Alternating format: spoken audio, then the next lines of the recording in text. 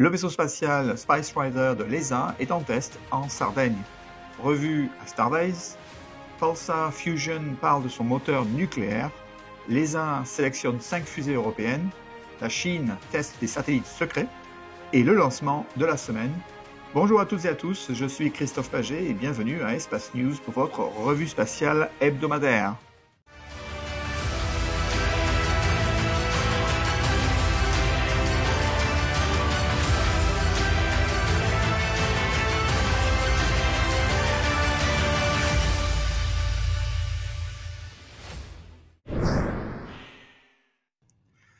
L'Agence spatiale européenne a mené à bien une deuxième série de tests de largage pour son véhicule spatial réutilisable Space Rider, confirmant ainsi la précision de son atterrissage.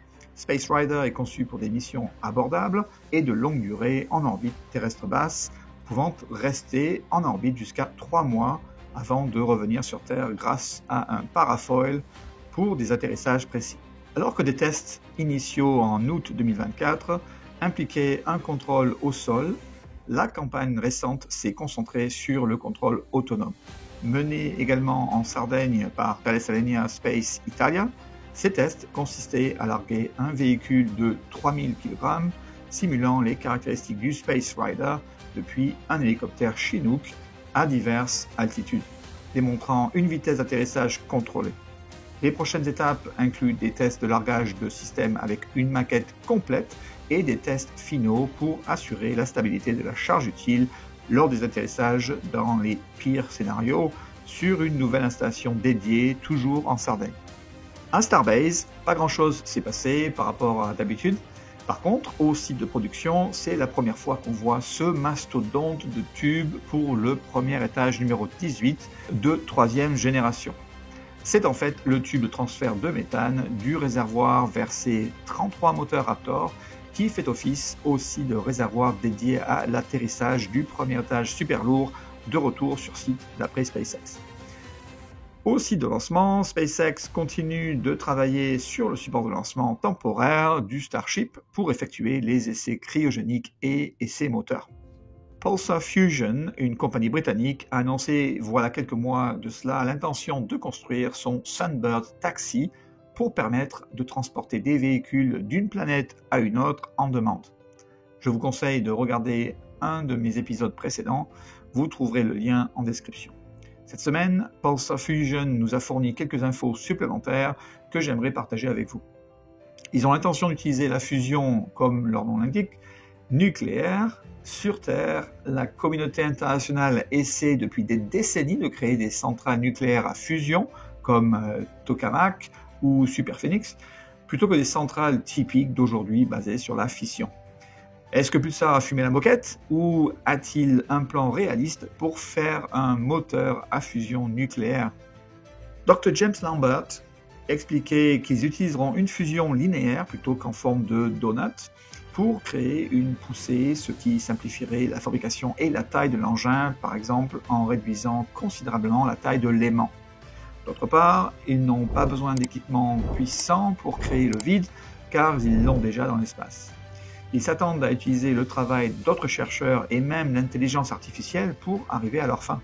Ils s'attendent à ce que le projet Sunbird fasse exploser le besoin de véhicules spatials grâce à sa performance ou coût d'exploitation, comme SpaceX vient de le faire pour les charges utiles à coût réduit au kilogramme. Sunbird restera durant la vie du moteur dans l'espace, et donc seulement un lancement serait nécessaire pour transporter plusieurs véhicules durant plusieurs années. Ils anticipent effectuer un test de fusion à réaction dans l'espace en 2027, une très grande ambition par Pulsar Fusion. L'Agence spatiale européenne a présélectionné 5 candidats pour son défi européen des lanceurs, une initiative visant à accroître la concurrence et le choix dans les services de lancement spatiaux européens. Les entreprises présélectionnées sont ESA Aerospace, Maya Space, Orbital Express Launch, PLD Space et Rocket Factory Augsburg, choisies en fonction de leur maturité technique et commerciale et de leur stratégie de marché et de leur conformité au cahier des charges.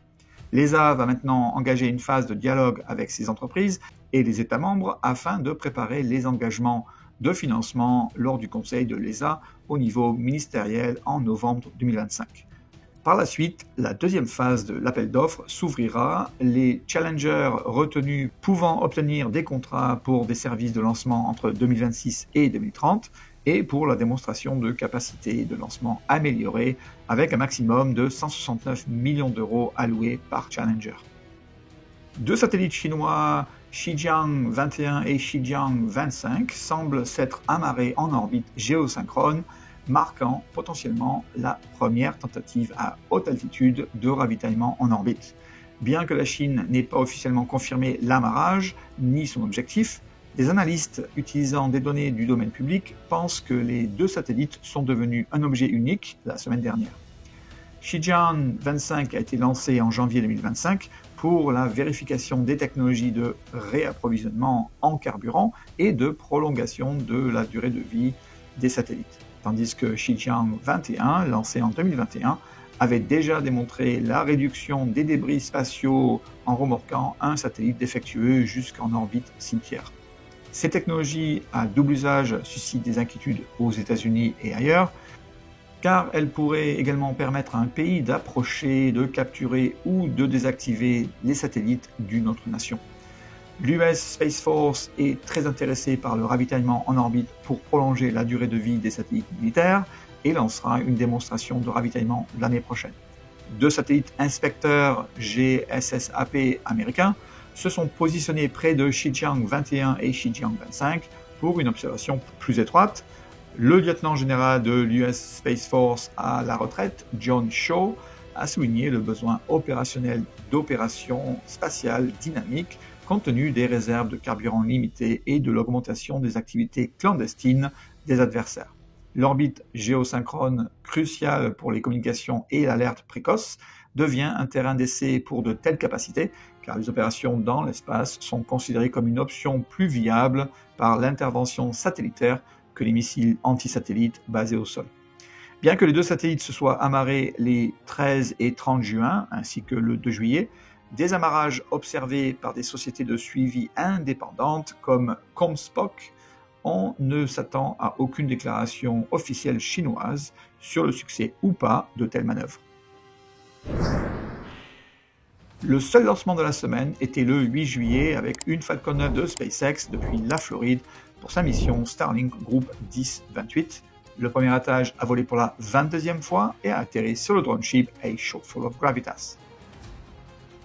En résumé, du 1er janvier au 10 juillet 2025, 147 fusées ont été lancées avec succès, sur ce total 98 premiers d'une entreprise américaine.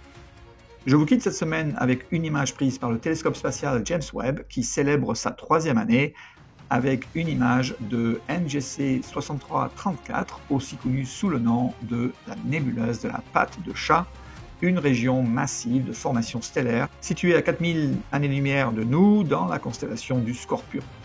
Grâce à ses capacités dans le proche infrarouge, la vue du télescope James Webb a révélé des structures complexes de gaz, de poussière et de jeunes étoiles au sein d'une région ressemblant à un coussinet de pâte.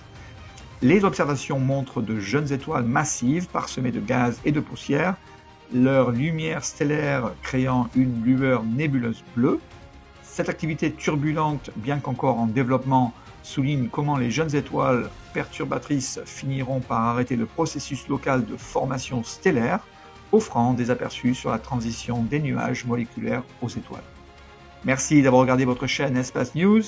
À bientôt pour un nouvel épisode de votre actualité spatiale.